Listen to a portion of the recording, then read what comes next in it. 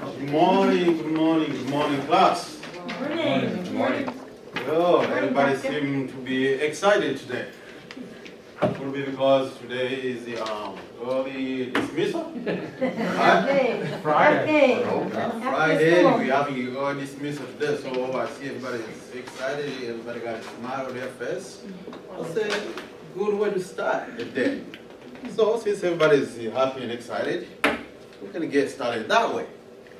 Oh, last time we met, last class, who can tell me what we discussed in our last class? Good. Checking the air pressure on tires. Wow, okay, yes. And what did we say, Joe, what did we say about having the proper right amount of PSI in the tires? We should check the data on the inside of the door frame and use that amount to pressurize the tires. Wonderful, wonderful. You guys are excellent. Huh? Excellent. So, and I promise you that today when we meet, we're going to discuss about the parts, the 5 main parts of the tire and their functions. Right? And on top of that, when we meet the next class, we'll be talking about the alignment, how to keep those tires in shape. So we'll talk about camber, cluster, and toe. That's for next week when we meet. But I would like to remind you that I want you to take your notes. As usual, I always ask you guys to take your notes. We have a test next week. Yes, we do. And this test is going to be based on what we learned about the tires. Will we have a chance to review? Okay. You're going to review by studying your notes. Okay. That's a no. Right. So please make sure you study what we covered in our last class about the importance of having proper amount of PSI in your tires.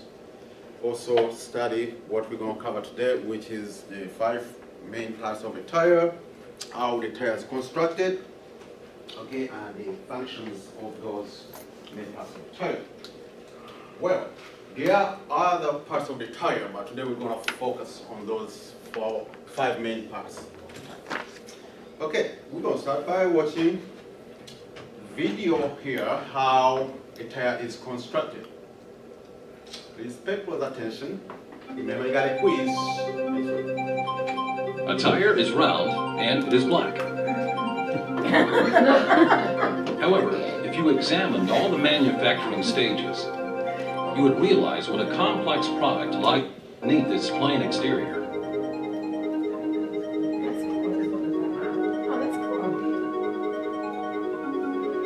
In actual fact, leaving the natural and synthetic rubbers aside, more than 200 different materials are combined to manufacture the tire that we know so well.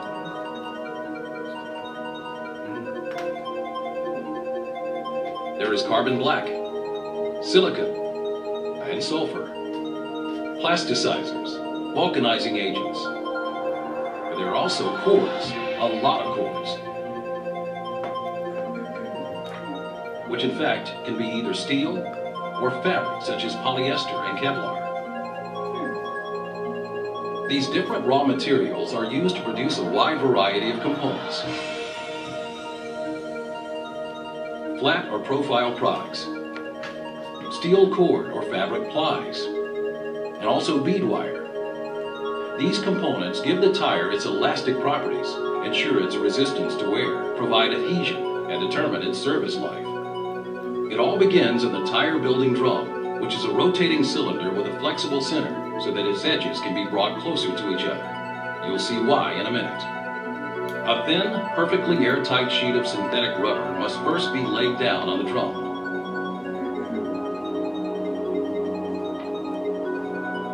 This will act as an inner tube inside the finished tire. The second layer is called the casing ply. Why? Because it contains the framework of parallel fabric cord, which we call the casing. This assembly is the vital substructure and consequently a key component in the radial tire. Set tightly against strips of profiled rubber are 2 high-resistance steel wire hoops. which are known as the bead wires. They hold the tire firmly on its rim.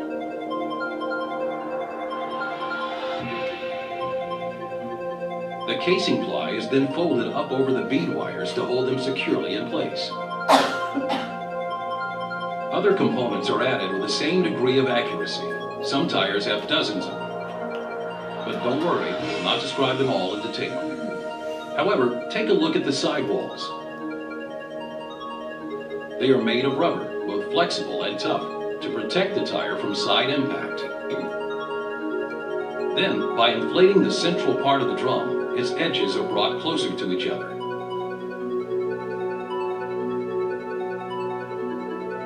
The tire is shaped. Wow, that's cool. The reinforcing tread plies providing directional stability and mechanical resistance have yet to be added.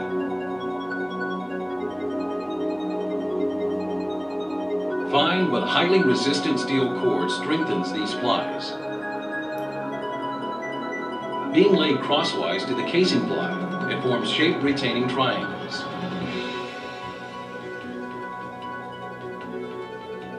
Now it's time to lay down the tread rubber. It is this part of the tire which will have a tread pattern and will be in contact with the road surface.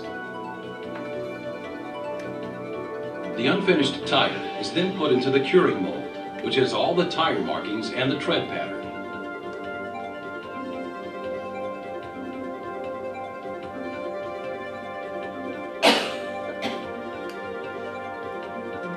Our curing bladder, filled with hot pressurized water, forces the rubber back into the mold cavities. The hot water and steam around the mold start the curing process.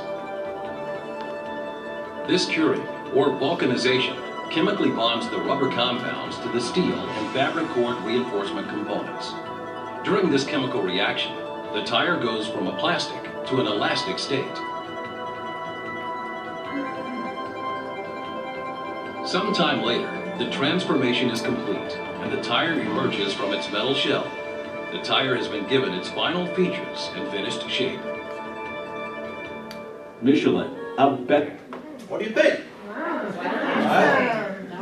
Fantastic. See, you guys buy on tires every day. You know, you don't know what the tires are made out of. Now you do. Yeah. Okay, at the beginning of the class, I passed out some handouts. These the 5 main parts of the tire and their functions. We're going to take turns, if we could. Who would like to volunteer reading number 1 for the class? Thank you. Jennifer. Jennifer, I'm sorry, Jennifer. Tire belts. Rubber-coated layers of steel, fiberglass, rayon, and other materials located between the tread and the plies, crisscrossing at angles, hold the plies into place. Belts provide resistance to punctures and help tread stay flat and in contact with the road. Yes. Did everybody happen to hear? Yes. Good. Okay, we'll read number 2 for the class. Tire tread, the portion of the tire that comes in contact with the road. Wonderful. John? 3, tire sidewall. The sidewall of the tire product cord plies and feature tire markings and information such as tire size and tape. Fantastic. And Frank? Number 4, the tire interliner. This is the innermost layer of a tubeless tire that prevents air from penetrating the tire. Scott?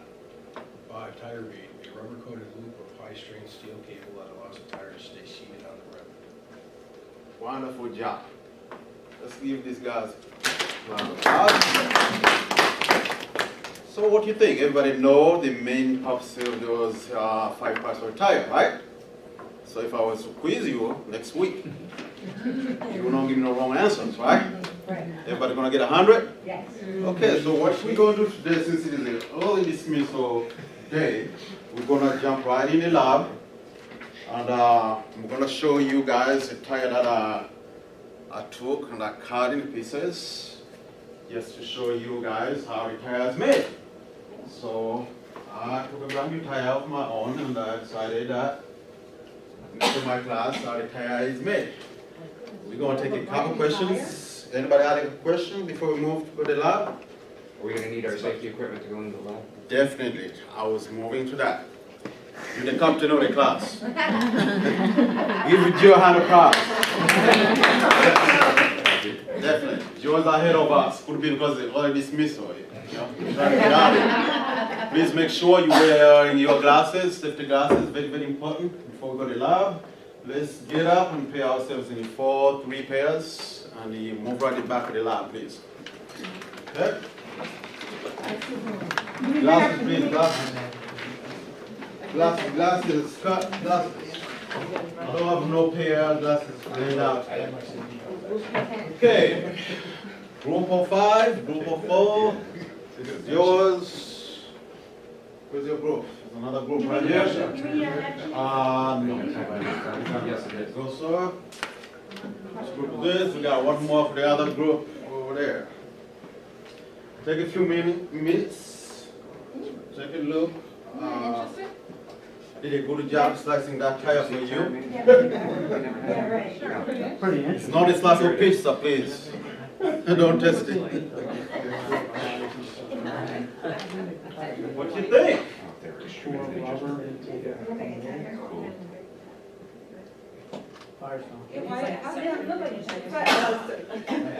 Mr. Wagner, how come it doesn't look around like a tire?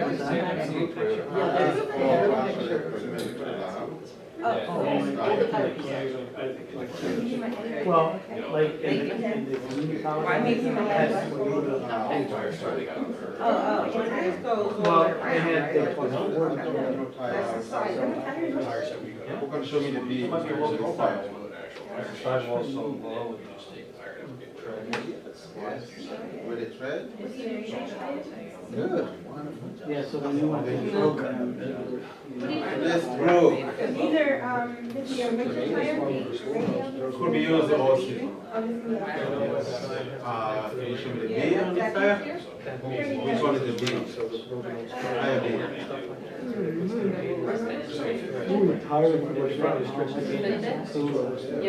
That's right.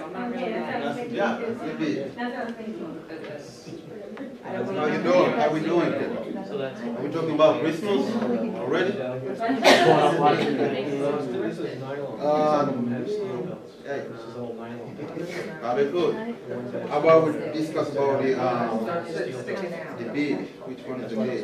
Part of the tire. Are you commuting? The bead. Thank you, Scott. What about the tread? Yeah. Wonderful, wonderful. Thank you. Uh-oh, here comes the teacher. Are we talking about the tire? We certainly are. Good. I was thinking that was a great looking bead. Yes, it is. What about the tread? You know, what about the tire or the tire? He's good, he takes test. Fantastic. He's a class captain. Class captain, good job. Okay, all you guys did a good job identifying the parts of the tire. Okay, the functions. Let's get back to class. Yes, please.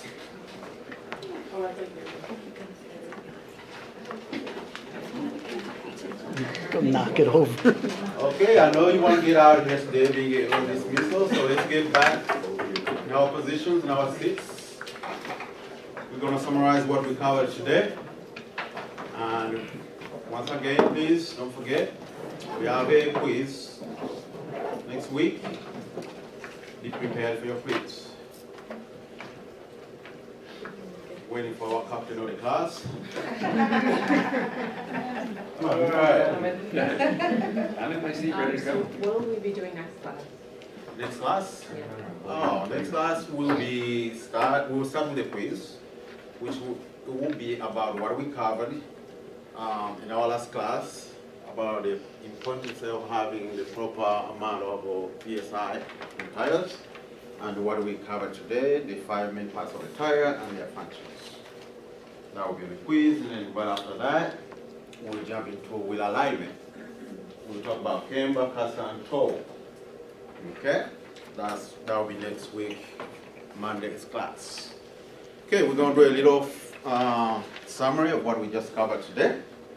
Who can tell me about the side wall of the tire. Where is the sidewall of the tire located? The sidewalk, Yes. the sidewall protects, the tire from features tire markings. It's on the side of the tire. That's right. Wonderful job. What about the bead of the tire? Anybody? It's a steel ring that holds the tire to the rim. That's right. Fantastic. Okay. What about? John is going to tell us something. John, what do you want to tell us? What you learned today? Well, I was impressed with the tire bead on how a rubber-coated loop of high-strength steel cable that allows the tire to stay seated on the rim. Isn't that amazing? Everyone? Glad you learned something today. Yes, I did.